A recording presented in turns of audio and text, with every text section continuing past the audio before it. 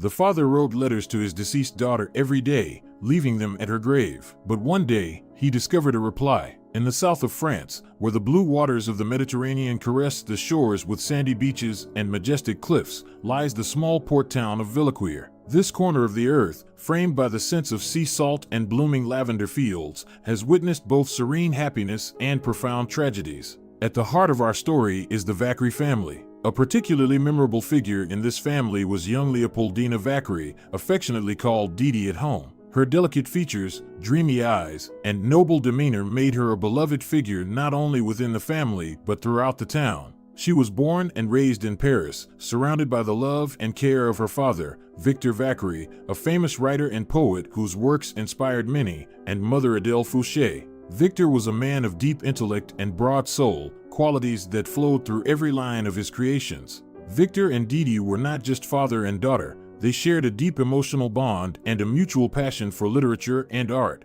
They often read poetry together under the old olive tree that grew at the entrance of their modest home. Leopoldina was Victor's muse, inspiring him to create his most touching works. Charles Vacquerie, Leopoldina's husband, was a skilled yachtsman whose character was as fearless as the seas he conquered. Their marriage was filled with love and understanding, and although Charles often went on sea voyages, their feelings only grew stronger with each of his returns. Pierre Vacquerie, Charles's uncle, was a former sailor whose tales of distant travels and adventures made his listeners' hearts beat faster. His son, little Henri, inherited his father's curiosity and courage, always seeking new discoveries. The story begins on a summer day when Didi and Charles, along with Pierre and Henri, set out for a regatta that promised to be just the beginning of an unforgettable adventure. But none of them could foresee the trials that awaited them and how deeply these events would touch each member of their family. Villequier, with its narrow streets, blooming balconies, and friendly smiles of passers-by, was not just a backdrop to Didi and Charles's life, it was a part of their existence, pulsating with a vibrant rhythm that set the melody of happiness for each day. The summer of 1842 stood out to the townspeople with particularly vivid colors and warm evenings, when the sky lingered without hurrying to be covered by stars, and the sea seemed like a mirror reflecting the endless depths of the soul. Didi's days were filled with the joys of youth and anticipation of new discoveries. She often spent time in her father's library, where each book seemed like a portal to another world. Her favorite pastime was reading her father Victor's poetry aloud, bringing the words to life with her melodious voice. Victor, watching his daughter, found inspiration in her delighted eyes, and this inspiration turned into new lines, full of love and warmth. Charles, returning after long weeks at sea, always brought with him the fresh breeze of adventure. His tales of distant lands and unusual discoveries gathered the whole family by the hearth, where, amidst the crackling of logs, the Vacquerie family immersed themselves in the magic of uncharted worlds. Didi listened to him intently, and her imagination painted vivid pictures of exotic lands she dreamed of seeing one day. Summer days were filled with laughter and the bustle of the market, where Didi often accompanied her husband. They picked ripe fruits, fragrant herbs, and fresh fish for their evening meals. Their presence at the market was an event in itself, as the young couple radiated such harmony and love that it was impossible not to smile in return. On one of their picnics by the sea, Didi and Charles discovered a small abandoned boat. Laughing and joking, they restored it and set off on a little journey across the waves. Far from the shore, where only the sea was a witness, Charles once again proposed to Didi as if for the first time. He said that each return to her was like a new date, where he wanted to win her heart again. These days of carefree happiness seemed like an eternity, where every moment was filled with love and lightness. But along with the warm winds came storms brewing in the depths of the sea, reminding them that every story has its trials. Yet, on those bright days, when the sun gilded their hair and the air was filled with the scent of lavender, it seemed that nothing could disrupt the idyll of their life. That morning in Villequier promised to be perfect for a sea outing. The sun, shining at its zenith, bathed the day in hope and joy. Charles, enjoying the fresh morning air, turned to his young wife. "Didi, dear, how about spending this wonderful day on the waves?" he suggested during breakfast. Didi, smiling in response, agreed, "That sounds splendid, Charles. I'm always happy to be with you at sea." The preparations for the outing were lively and noisy, with Pierre and young Arthur joining in. At the dock, their yacht with pristine white sails awaited, ready for a new adventure. "Today is perfect for sailing, isn't it?" exclaimed Pierre, checking the gear. "Without a doubt, Uncle Pierre," replied Arthur, his eyes sparkling with excitement and anticipation. At first, The sea was as calm as a mirror, and the mood aboard was light and carefree. Dee sat next to Charles, occasionally dipping her hands into the cool water. "The sea is so calm today," remarked Charles, gazing at the horizon. "I hope it favors our journey." "Yes, let it stay this way," Dee replied softly, offering Charles her smile. But nature proved treacherous that day. Soon, the sky began to darken with heavy clouds, the wind intensified, and the sea was stirred up by waves. Charles struggled to keep the yacht under control, but the storm that erupted was unpredictable and fierce. "Oh God, the storm has hit us," shouted Charles, gripping the wheel. "Everyone hold on," cried Pierre as the boat was tossed by a wave. The situation deteriorated rapidly. Dee lost her balance and slipped on the wet deck. "Charles," she screamed in terror. "Dee, I'm here, hold on to me." Charles tried to grab her hand, but the force of the wind and water was too overwhelming. When the boat capsized, everyone ended up in the water. Charles desperately searched for Dee amid the chaos of the waves. Seeing her struggling on the surface, he swam towards her. "Dee, I'm here, hold on to me." "Charles, my dress is tangled. I can't get up." Dee panicked, struggling with the entangled fabric. Charles tried several times to free her, diving under the water, but the sea refused to release its hold. For the last time, looking towards the shore, he realized he couldn't save her and did not want to live without his love. With his final breath, he embraced her, and together they sank into the depths of the sea, where there were no barriers to their eternal love. The sun was setting behind the horizon, casting a soft light over the coastline as a quiet ceremony took place at a small cemetery near the sea. Among the mourners gathered around a single grave, there was a sense of profound loss, but also something more, a feeling of eternal connection and love. The focus was on one coffin, which contained both Charles and Dee. The coffin was made of light wood, adorned with simple but elegant carvings depicting waves and sea stars, symbolizing the place where they spent the final moments of their lives. The priest, standing by the grave, read excerpts from prayers chosen by Charles's and Dee's loved ones in a soft voice. His words, filled with genuine emotion, spoke of the importance of cherishing every moment spent together and how love can overcome even the darkest trials. Amid the mournful silence, quiet whispers and sighs were heard. Relatives and friends remembered how Charles and Dee loved the sea, how they often spoke of their desire to remain a part of its boundless depths forever. At sunset, when the final words of the prayer dissolved into the evening air, each attendee approached the grave to cast a handful of earth or a flower into it. The sea breeze gently touched the faces of the mourners, as if reminding them of Dee and Charles's presence, free and together in their eternal home beneath the waves. Victor sat in his study, surrounded by volumes of books and manuscripts that had once been his source of inspiration and joy. Today, they seemed merely dull reminders of the days when his home was filled with laughter and life. The morning sun filtering through the curtains brought no comfort, only highlighting the emptiness left by his daughter. The terrible news of the tragedy at sea reached him in Rockefort, where he had gone on a business trip. Victor learned of his daughter's death from a newspaper he had picked up by chance to read at breakfast.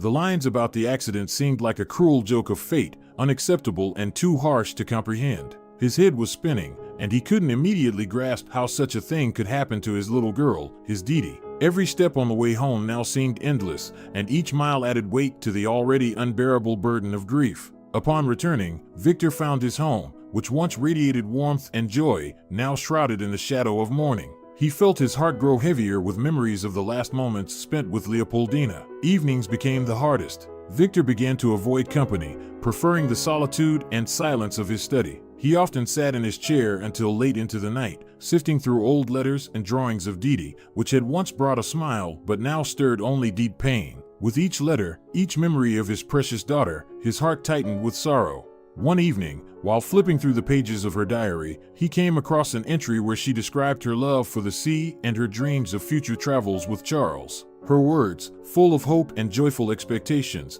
became a true test for Victor. How cruel it was to read about dreams that would never come true. In his despair and deep sadness, Victor found some solace in writing letters to Dee. Sitting at the old wooden desk where she once drew seas and ships, he began to write. The words flowed from him like tears, each filled with love and sorrow. He wrote about his pain, his memories, how much he loved and missed her. These letters became his only way to maintain a connection with his lost daughter, a bridge across the chasm of grief that now separated them. My dear Dee, I don't know if my words will reach you, wherever you are. I cannot believe that I will no longer see your smile or hear your laughter. You left so suddenly that I am still in a daze. The world without you feels vast and empty, and I am trying to find comfort in thoughts of you. Today, I visited the places we loved, the paths along the shore where you used to collect seashells and flowers. Everything reminds me of you, of our days filled with laughter and joy. I miss you so much, my little girl, and each day without you feels like a trial.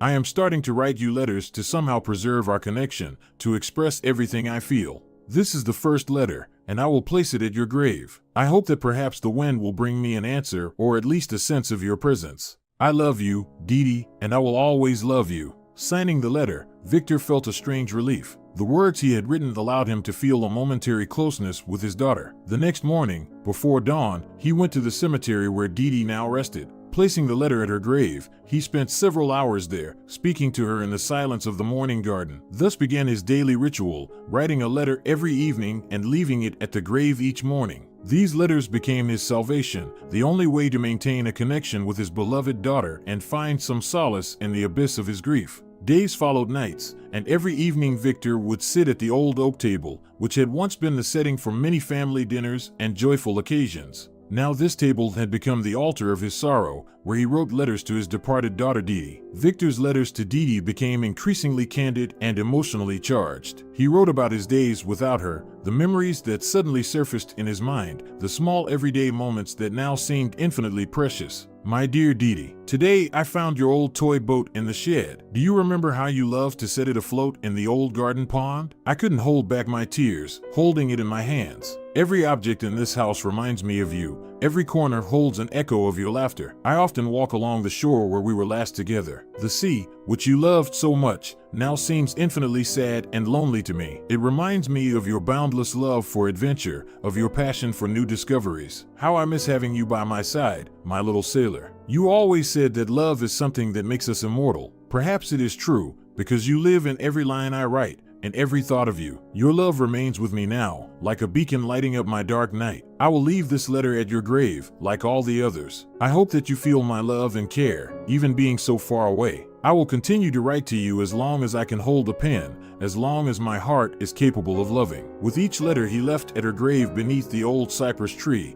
Victor felt his soul filling with a calm, though still incomplete. This became his way not only to grieve, but to feel connected to Didi, to talk to her, to share his pain and loneliness. Months passed, and this ritual became an integral part of his life. Victor sought no answers, expected no miracles. He simply found solace in expressing his love and grief through words, which, he felt, helped maintain a connection with his beloved daughter. Standing at the grave, Victor felt the world around him pause, and he began to read the letter aloud, carefully unfolding each sheet of paper. The soft words spread among the old trees and the morning mist, filling the space around with profound emotional power. My dear Didi, he began, his voice trembling with grief and love. How I wish you were here to support your sister Adele in these troubled times. Our Adele, who always seemed so steadfast and strong, is going through difficult trials. I am overwhelmed with worry and fear for her, and only you can hear about my concerns, my dear daughter. Victor paused to hold back tears before continuing. Adele's journey through England became the beginning of her tragic love story, which now poisons her life. She met there Lieutenant Pinson, a man who seemed to embody all her dreams of romantic love. She wrote to me about him with such enthusiasm that I couldn't help but rejoice for her. Victor sighed as if each word carried a heavy weight. However, soon her letters became filled with anxiety and obsession. Lieutenant Pinson, as it turned out, did not share the depth of her feelings. He involved Adele in a tumultuous affair that quickly turned into a one-sided passion. Despite her beauty, education, and talent, he was in no hurry to bind himself in marriage. Victor's voice trembled with bitterness. My daughter, however, could not accept the thought that their relationship might end. She began to pursue him, following him from country to country, which has been a source of deep sorrow for me. Ending the letter, he added, every morning, when I come to your grave, I leave a letter here and feel how you comfort me with your silent presence. I pray that Adele finds her way to happiness and frees herself from this destructive passion that has so deeply wounded her heart. The words written to his daughter remained at the grave like a prayer sent to the heavens. Victor stood there for a while longer, until the first rays of the sun began to illuminate the stone, bringing a new day and new hope.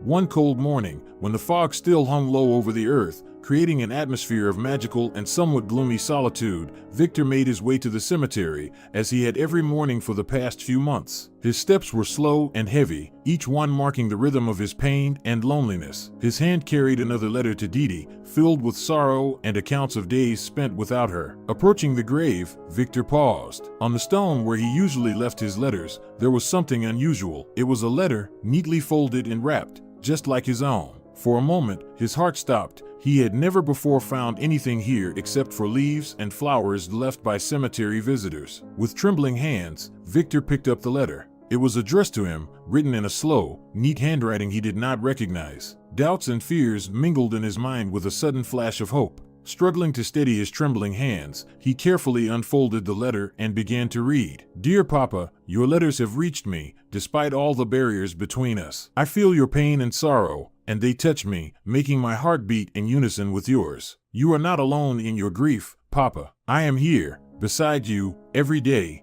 every minute. I see how you suffer and how much love you pour into these pages. Your love and the memory of us give me strength, and I want you to know, I love you too. I am sorry that my absence causes you so much pain. I want you to find peace in your heart, Papa. Allow yourself to smile, remembering our days together, rather than mourning. With love, always yours, Didi." Tears filled Victor's eyes, sliding down his cheeks unashamedly. His heart was overwhelmed with emotions, painful joy, confusion, hope. He read the words over and over, trying to understand how this was possible. All his scientific skepticism and rational thinking wrestled with the desire to believe that this was a miracle, that his daughter had somehow managed to reach him through the shadow of death. Remaining at the cemetery until dusk, Victor pondered the letter. Every word in the message was filled with love and comfort, as if Didi was truly there, as if she was really trying to console him. From that day, the letters he left at the grave became less mournful. Victor began to share not only his pain with Didi, but also the small joys he started to notice around him,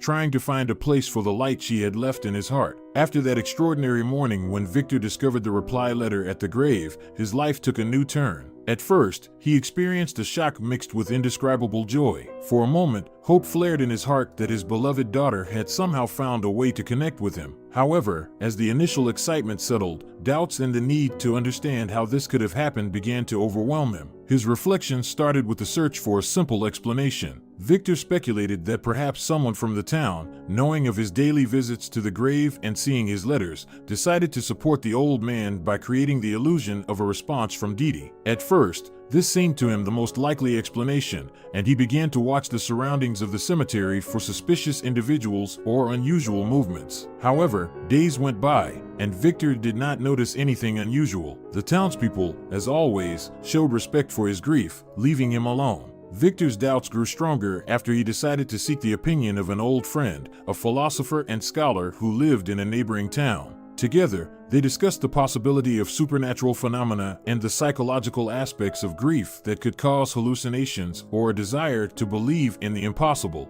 "Victor, perhaps your desire to be close to your daughter is so strong that your mind has found a way to create comfort where it seemingly doesn't exist," suggested his friend. However, such an explanation did not satisfy Victor, as the letter was too real. It could be touched with his hands. Returning home, Victor decided to examine the letter more closely. He compared the handwriting with that in old letters from Didi and found many similarities. With each word, each line, he began to believe more and more in the inexplicable. How is this possible? He repeatedly asked himself, rereading the letter, searching for hidden meaning or clues. For several nights, Victor could not sleep, pondering the possibility of a spiritual or mystical dimension where the souls of the departed might communicate with the living. He began studying literature on paranormal phenomena, searching for stories similar to his own, and sought advice from the local priest. Every new morning, Victor continued to leave letters at Didi's grave, and each morning he anxiously awaited the possibility of another miracle. His heart was full of a mix of skepticism and hope, fear and the desire to believe that his daughter had found a way to reach him through the veil of another world. Days flowed slowly and were filled for Victor with searches and reflections on the inexplicable letter.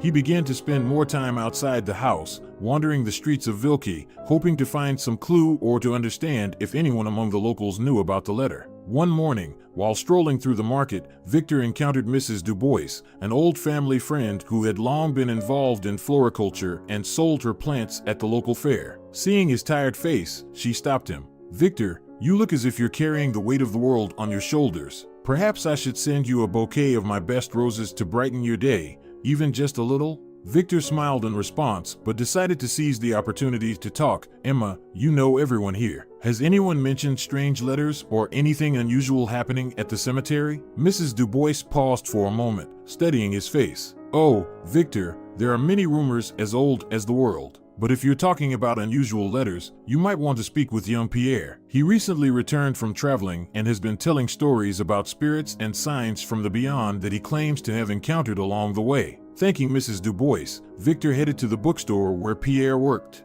Upon meeting him, Victor directly asked about his stories. Pierre, the grandson of an old family friend, addressed Victor's question with respect. "Yes, Mr. Vacquerie, I have indeed seen and heard many strange things during my travels. But what specifically interests you?" he inquired cautiously. "I found a letter on my daughter's grave. A letter that seems to be written by her, but that's impossible, Pierre. I'm trying to understand whether it could be a message from her, or if I'm simply losing my mind from grief," Victor quietly confessed. Pierre listened attentively, then thoughtfully said, "I've heard of spiritual messages during my travels. Some say that in special cases, souls can leave a message for their loved ones. But there's another side. Often such stories turn out to be fabrications or misunderstandings. Do you think I should look for a more rational explanation?" Victor asked. "Maybe," replied Pierre. "But also don't dismiss the possibility that it could be something real, especially if it helps you cope with your loss. In any case, your heart will guide you to the truth, Mr. Vacquerie." Leaving Pierre, Victor felt somewhat comforted. Despite the doubts, the conversation confirmed that his search for answers was not in vain. He decided to continue his search, hoping that somewhere at the intersection of reason and faith he would find the answers he sought. Several weeks had passed since Victor's meeting with Pierre. Deep down, he began to perceive his visits to the cemetery in a new light, feeling that each visit brought him closer to Didi, even if the explanations he sought remained elusive. Pierre's revelations had sparked a desire in him to explore his experiences more deeply, seeking not only external answers but also understanding within himself. One autumn day, Victor once again made his way to the cemetery. He no longer expected miracles or unusual signs, but he found solace in the routine of his visits and in the fact that he could talk to Didi through his letters. After leaving a new letter on the grave, a middle-aged woman approached him, someone he had seen from a distance during previous visits. "Excuse me for bothering you," she began, her voice calm and soothing. "I noticed that you come here every day. You write letters. It's very touching." Victor looked at her in surprise. "Yes, it's my way of maintaining a connection with my daughter. She left this world too soon." "I understand," the woman replied. "My name is Clara. My daughter is here as well. I come here often to feel connected to her. I used to write letters to her too." Clara's words resonated with Victor. "You wrote letters too?" "Yes, it was a way for my soul to cope with the loss. These letters helped me understand myself and my emotions more deeply. I started keeping a journal, recording not only my letters but also my dreams." Victor listened intently to every word. "And what did you find through these writings?" "I found peace," Clara answered softly. "I realized that the love and connection we share with our loved ones do not end with their departure. They continue to live in our hearts, in our thoughts. We can keep the communication going if we allow ourselves to feel it." These words sparked a new understanding in Victor. Perhaps he had been looking for answers in the external world when, in fact, the answers were within him. Returning home, for the first time in a long time, he felt that the weight on his shoulders had lifted just a bit. He decided to start keeping a journal where he could record not only his letters to Didi, but also his reflections, feelings, and any possible answers he began to perceive as part of his inner dialogue. A way of soulful conversation with his daughter. This new practice opened up new depths within Victor's soul and allowed him to view his grief and loss from a fresh perspective. After his conversations with Clara and beginning his journaling, Victor started to slowly return to a life that seemed a little brighter. He continued his daily visits to the cemetery, but now his heart was filled not only with sorrow, but also with a sense of connection to Didi, who he believed was still with him in spirit. However, one autumn morning, as Victor arrived at the cemetery as usual, he was met with an unexpected development that drastically shifted his thoughts and feelings. On Didi's grave lay a letter. It was not the letter he had written the day before, it was a new letter, written in the same unknown handwriting as the previous reply. With a mix of bewilderment and excitement, Victor carefully picked up the letter and began to read. "Dear Dad, you have found peace in your reflections and letters, and this has filled my heart with joy. You should know that every thought, every word you send to me does not go unanswered. My love for you is unwavering and eternal, just as yours is for me. I want you to know that you are not alone in your quest for answers. Let this letter be a reminder that love crosses all boundaries, even those of life and death. Do not stop on the path of seeking truth, for it sometimes hides where we least expect to find it. With love always, your Dee. Victor felt tears streaming down his cheeks, tears not of sorrow but of incredible astonishment and relief. He looked at the letter, trying to comprehend whether his daughter could truly be sending him these messages in some way. It felt like a miracle, something that defied everything he had believed up until now. At that moment, Victor decided he needed to unravel this mystery. He returned to town and began his investigation. He first visited the local library to search for information on paranormal phenomena and stories of connections with the other side. Then he sought out conversations with people who had similar experiences or who studied such phenomena. With each day spent in search and study, Victor became increasingly convinced that the world was far more complex and astonishing than he had ever imagined. This journey into the unknown started with the aim of understanding his daughter's messages, led him to a profound reevaluation of his own beliefs, and opened new horizons in his perception of reality and the mysterious nature of the connection between the living and the dead. As Victor delved into his research, he began to see his own experiences in a new light. His days, once filled with grief and the quest for answers, gradually became imbued with a new sense of tranquility. Victor felt his inner world shifting, giving way to acceptance and deep understanding. One warm evening, with the sky painted in the hues of sunset, Victor sat in his garden, flipping through the pages of his journal. In it, he recorded not only his thoughts and feelings, but also revelations that came to him during his exploration of the uncharted possibilities of the human soul. The pages were filled with reflections on love, loss, and the extraordinary ways in which souls are connected to one another. That night, he wrote, "I have realized that every letter, every word I wrote to Dee Dee was not in vain. They were a bridge I built between us, despite the seeming invincibility of death. Today, I feel that I have found peace, not because I have found all the answers, but because I have come to terms with the fact that some questions remain unanswered." These words were a testament to the profound inner transformation Victor had undergone. He no longer felt imprisoned by his grief. Instead, he had found a connection with Dee Dee that was liberating and infused his life with new meaning. The next morning, Victor visited the cemetery once again. As he walked past familiar graves, he did not feel the previous heaviness. Approaching Dee Dee's grave, he smiled, feeling gratitude for all the years they had spent together and for the lessons he had learned after her departure. "Dee Dee, my dear, I have found peace," he said softly, placing a fresh bouquet of wildflowers on the grave. "I will still be here every day, but now not out of sorrow, but to enjoy the world you helped me find." This chapter of his life closed, leaving behind a profound awareness of the continuity of life and death, a love that knows no boundaries, and a peace that comes when we learn to accept life as it is, to cherish every moment and every interaction with our world and the people in it. Each evening, as he flipped through the pages of his memories, Victor reviewed the letters left on his elder daughter Dee Dee's grave. These cemetery visits had become a ritual for him, a way to stay connected with those who had passed. However, one rainy evening, as he was once again engrossed in his reading, a stranger approached his home. The young man introduced himself as Philip, the grandson of the local archivist. "Mr. Vackery, my grandfather told me about your interest in the letters left at the cemetery. We've found several letters sent from England that may belong to your younger daughter, Adele," Philip explained, handing over a bundle of letters. Victor, astonished, accepted the letters. Unfolding the first one, he recognized Adele's handwriting and was taken aback to find words written in the voice of Dee Dee. The more he read, the more he realized the depth of the misunderstanding he had been entangled in. Adele had used her deceased sister's name to comfort their father after the loss. "Dear Dad, I am writing these letters to help you feel that Dee Dee is still near. I am sorry for using her name, but I knew it would bring you comfort," one of the letters read. Embarrassed and yet deeply touched by this revelation, Victor understood that Adele had tried to support him despite her own grief. She had truly loved and cared for him, though she had chosen a complicated path to do so. Upon discovering the deception, Victor felt the need to discuss it with Adele. He traveled to England, where they met and talked openly about everything. The meeting was filled with tears and confessions, but it brought relief and understanding of each other's feelings and motivations. "I acted out of love, Dad. I wanted you to feel better, knowing that Dee Dee was with you, even if it was just an illusion," Adele confessed. "I understand, my daughter, and I am grateful for your care," even though I grieve that you didn't find another way to help me," Victor replied, embracing her. This confession and forgiveness allowed both to view what had happened in a new light. Victor returned home with a lighter heart, understanding that forgiveness and love were what truly healed wounds. Now, every morning, when returning to Dee Dee's grave, he not only left letters but also felt a genuine connection with both of his daughters,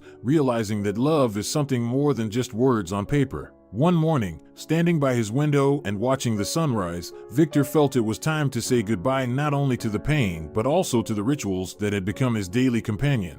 For all these years, he had started each morning with a visit to the cemetery to talk with Dee Dee, but now he understood that the time had come to change this tradition. He wrote a final letter to Dee Dee, expressing everything he felt, gratitude for the years they had spent together, for the lessons he had learned after her departure, and for the love that continued to live in his heart even after her death. Victor wrote about his decision to live a full life, about how he wanted to experience joy and sorrow without limiting himself to just memories.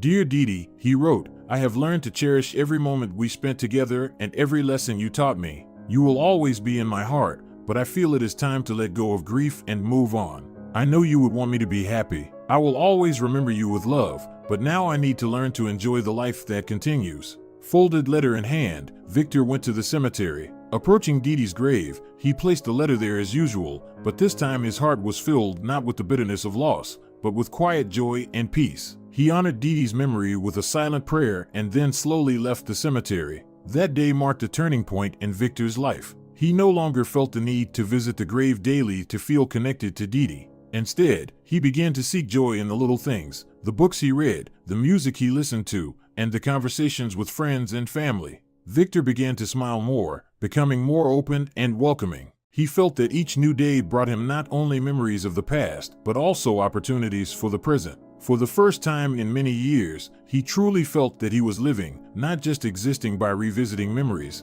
but genuinely and fully living. Having let go of the grief that had weighed on his heart for so long, Victor started to appreciate the beauty of everyday life that he had previously ignored. His interest in gardening, once just a hobby, became a source of inspiration and solace. He decided to revive the neglected garden behind his house, which had once been a place of happy family moments. Spending time among blooming roses and greenery, Victor found in this solitude not only peace but also new ideas for his literary projects. His new novel began to take shape, inspired by nature and personal experiences of overcoming grief. Victor realized he wanted to share his experience not only through literature but also by teaching others. He started writing articles for the local newspaper about gardening, focusing on the emotional benefits of working with soil and plants. His articles sparked interest among readers, and soon he was inviting everyone to his garden for workshops and seminars. These events quickly became popular. Victor found in this new endeavor not only a way to share his knowledge, but also a path to reconnect with the community. He felt how his inner world, once filled with longing and sorrow, was now overflowing with warmth and light. One day, while conducting another seminar, Victor noticed his wife Adele watching him from behind rows of greenery. Her eyes were filled with pride and love. After the seminar, she approached him, took his hand, and said, "You've become yourself again. I love you even more for it." These words gave Victor confidence that he was on the right path. He continued writing, alternating between working in the garden and literary creation, and soon completed his novel. The book was full of references to nature and the process of healing through a return to one's roots, themes that mirrored his own life journey. After finishing the novel, Victor organized an evening reading in his garden, inviting friends, neighbors, and everyone who had participated in his seminars. That evening, beneath the tree canopies and the twinkling stars, Victor read excerpts from his new book. This moment became a symbol of a new chapter in his life, a chapter in which he not only found a way to reconcile with the past, but also discovered new joys and new sources of inspiration. Sitting in his cozy study among the walls lined with books and framed windows that overlooked his beloved garden, Victor leaned back in his chair and reflected on the journey he had traveled over the past years. The pages of his latest novel, lying on the desk in front of him, were a reminder of the many stages he had passed through, from deep sorrow to new acceptance of life. His gaze wandered over the lines written by his hand, each reflecting his experiences: loss, searching, discovery, and finally, healing. Now that the novel was finished, Victor felt not only relief, but also a certain nostalgia for the process of creation. Writing this work had become a way for him to reframe his experiences and share them with the world. He pondered how each person experiences their own trials. The letters he initially considered messages from his deceased daughter, and later revealed as manifestations of care from his second daughter Adele, changed his understanding of reality. Now, knowing the truth, he was grateful to Adele for her efforts to comfort him, despite her own struggles. Victor realized that it is these intertwining fates and actions, often unpredictable and complex, that weave the fabric of life. They teach us not only resilience, but also deep empathy and understanding that everyone fights their own internal battles. With a smile, he remembered how years of grief gradually gave way to years of reconciliation and new discoveries. Victor felt that his life had found new meaning not in spite of the loss, but because of it. This realization gave him the strength to move forward, seek new ways of expression, and find new ideas for future projects. He planned to write another book, this time a collection of essays on the impact of nature on the human spirit, inspired by his work in the garden and the changes it had brought to his life. He hoped these reflections would help others find comfort and inspiration in their own trials. Closing the last page of his journal, in which he had documented each stage of his journey, Victor felt deep gratitude for every moment he had lived through. Despite the pain and loss, he had gained something valuable, a true understanding of life, its fragility, and its unpredictable beauty. In this epilogue of his life, filled with wisdom and peace, Victor had found not only a new way to live, but also hope that his words would help those who read them.